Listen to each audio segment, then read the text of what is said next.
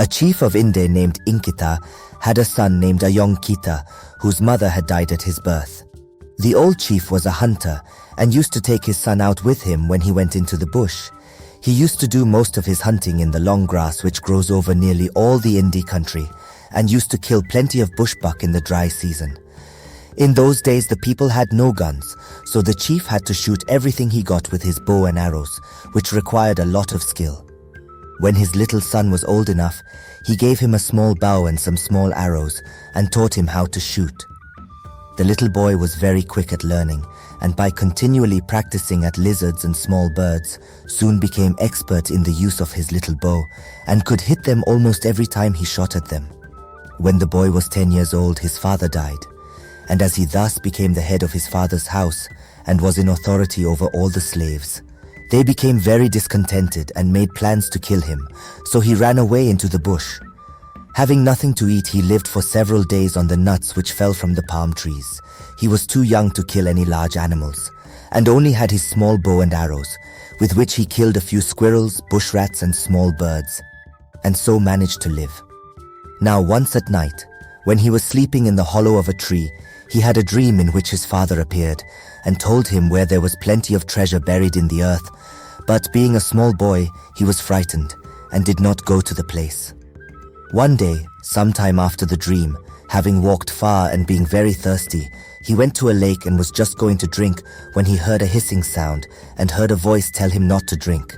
Not seeing anyone, he was afraid and ran away without drinking. Early next morning, when he was out with his bow trying to shoot some small animal, he met an old woman with quite long hair.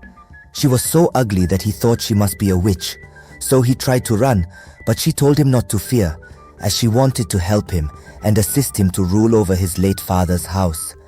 She also told him that it was she who had called out to him at the lake not to drink, as there was a bad juju in the water which would have killed him.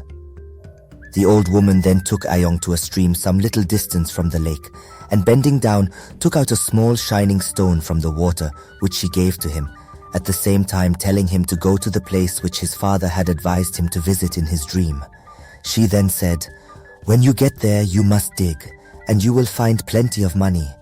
You must then go and buy 2 strong slaves, and when you have got them, you must take them into the forest, away from the town, and get them to build you a house with several rooms in it. You must then place the stone in one of the rooms, and whenever you want anything, all you have to do is to go into the room and tell the stone what you want, and your wishes will be at once gratified." Ayong did as the old woman told him, and after much difficulty and danger, bought the 2 slaves and built a house in the forest, taking great care of the precious stone, which he placed in an inside room. Then for some time, whenever he wanted anything, he used to go into the room and ask for a sufficient number of rods to buy what he wanted, and they were always brought at once. This went on for many years, and Ayong grew up to be a man, and became very rich and bought many slaves, having made friends with the Aro men, who in those days used to do a big traffic in slaves.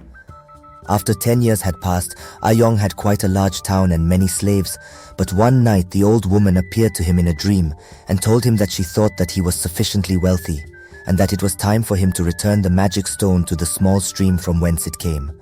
But Ayong, although he was rich, wanted to rule his father's house and be a head chief for all the Inde country. So he sent for all the juju men in the country and 2 witch men, and marched with all his slaves to his father's town. Before he started, he held a big palaver and told them to point out any slave who had a bad heart and who might kill him when he came to rule the country. Then the juju men consulted together and pointed out 50 of the slaves who they said were witches and would try to kill Ayong. He at once had them made prisoners and tried them by the ordeal of eserbin, strong poison, to see whether they were witches or not. As none of them could vomit the beans, they all died and were declared to be witches. He then had them buried at once. When the remainder of his slaves saw what had happened, they all came to him and begged his pardon and promised to serve him faithfully. Although the 50 men were buried, they could not rest, and troubled Ayong very much, and after a time he became very sick himself. So he sent again for the juju men, who told him that it was the witch men who, although they were dead and buried, had power to come out at night and used to suck Ayong's blood, which was the cause of his sickness. They then said, "We are only 3 juju men. You must get 7 more of us, making the magic number of 10. When they came, they dug up the bodies of the 50 witches and found they were quite fresh. Then Ayong had big fires made and burned them one after the other and gave the juju men a big present. He soon after became quite well again and took possession of his father's property and ruled over all the country. Ever since then, whenever anyone is accused of being a witch, they are tried by the ordeal of the poisonous Isirabin, and if they can vomit they do not die and are declared innocent, but if they cannot do so they die in great pain. If you like this video, please share, like and subscribe.